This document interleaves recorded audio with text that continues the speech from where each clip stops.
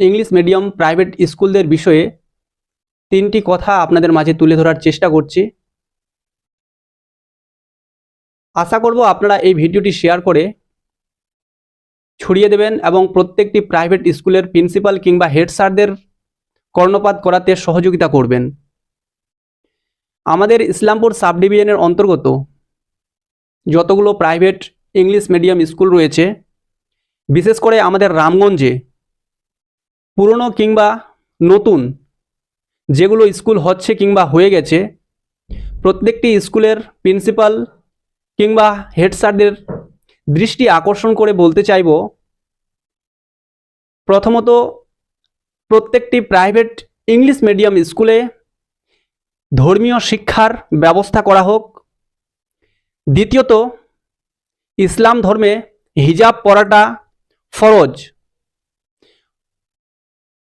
সেই মতে ইসলাম ধর্মে কোনো শিক্ষার্থী থাকলে তাদের হিজাব পরার সুব্যবস্থা করা হোক।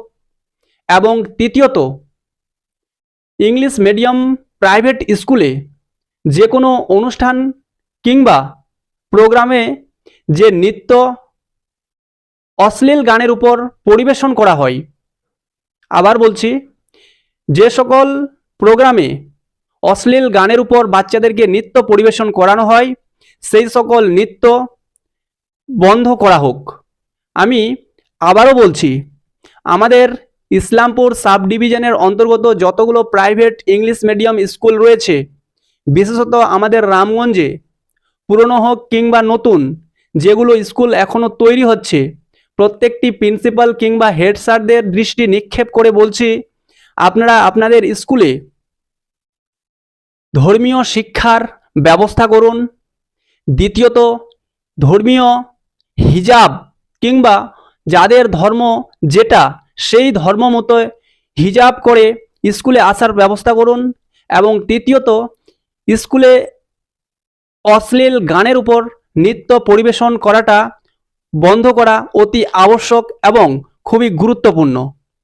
সুপ্রিয় দর্শক, যারাই এই ভিডিওটি দেখছেন, আপনাদের সকলের কাছে আমার অনুরোধ, এই ভিডিওটিকে শেয়ার করে সকলের মাঝে পৌঁছে দিতে সহযোগিতা করুন এবং ইসলাম নচেত অন্যান্য যে সকল ধর্ম যেটা তারা পালন করেন, যেটা তারা মানেন, সেই ধর্ম অনুযায়ী চলার এবং শিক্ষা দেওয়ার সুব্যবস্থা করা হোক।